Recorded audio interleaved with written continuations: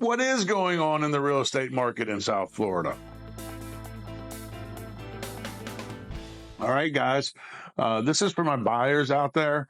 There's been a lot of, hype in the news about a ton of different things about real estate here in Florida. But one of the things that I'm very confused about is that there's a lot of mainstream media outlets talking about, hey, rates are plummeting. They're going to, fall to, whatever. They're making up a number by the end of the year. So here's what I'm going to say about that.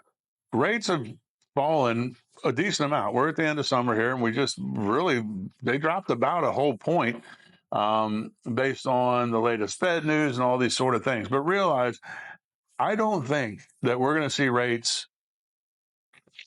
We're going to get into the fives at some point. We're not going to get under 5 again, maybe ever, or it's going to be a very, very long time, or it's going to take another pandemic or something like that. So if you're waiting for the bottom to drop out on rates to buy, you're going to be waiting an awful long time.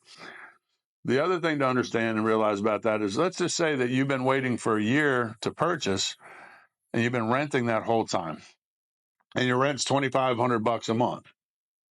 Do you know how long it's going to take you to make up that $30,000 or roughly that you've just given to somebody else to pay their mortgage because of a 0.5 percentage rate drop? It's going to take a really long time. The affordability matrix has changed, though, because we are definitely moving into a buyer's market in most areas of South Florida right now, particularly here in Palm Beach County. There's definitely a softening of the market. The seller's market is gone. I would say in some areas we're already into a buyer's market, and some other ones we're moving into a buyer's market.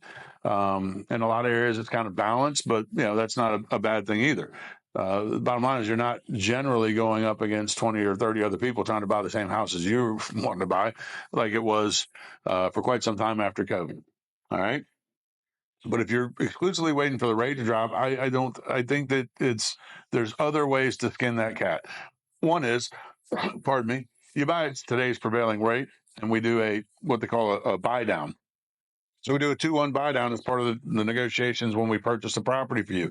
I've got one right now that's actually supposed to close. Well, it was supposed to close tomorrow. Now it's going to close Friday, but that's a whole other story. But they basically have a 2% buy down on the rate. Okay. Which means their rate, I think lock-in was about 6.3 at the time that they locked it. That means the first year they're going to be paying 4.3%. The second year, they're going to be paying 5.3%. And then the third year, it's going to go to the prevailing rate of the time when they bought, which was 6.3%. Now, that means that the third year, if the rates have dropped down to something that makes it worthwhile, let's say they've dropped to 5%, they can refinance into that 5% at that point in time. Not only that, but depending on the lender that they use, most of the lenders are waiving the fee for refinance. Still going to be cost involved, don't get me wrong, but they're waiving the fee, the upfront fee that they always charge for you to refinance a loan that you already hold with them because you generated that loan with them, right? That's one way to do it. The other way that we can do it, or you can look at it, I guess, is if you purchase and we can't negotiate a 2-1 buy down. Okay. Again, look at the difference between what you're spending right now. And this is mainly for first-time home buyers and people that are renting. If you own a house, there's a whole nother conversation we have to have. But look at what you're paying on a monthly basis that is going out of your pocket and into somebody else's, basically. All right. When you're purchasing a piece of property for yourself, you're putting equity into that property, which means you're putting it into your back pocket, maybe not your front pocket, because you're not going to whip it out and spend it right away, but you're putting it into your back pocket, much like you would be doing with a 401k or any other thing that's going to help build you actual wealth. All right. Being rich and being wealthy are two different things. I'll tell you this right now.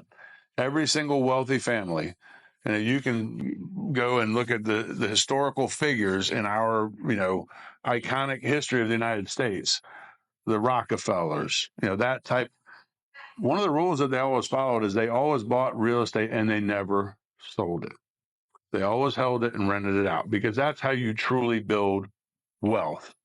You can be rich and have money, but that money can go away very quickly in a number of ways.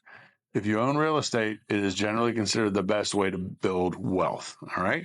So even if it costs you more than it cost your brother, your sister, your uncle, your cousin when they got one of those historically fantastic rates back in COVID, it's still a great idea. And in general terms, it's still going to do you a favor.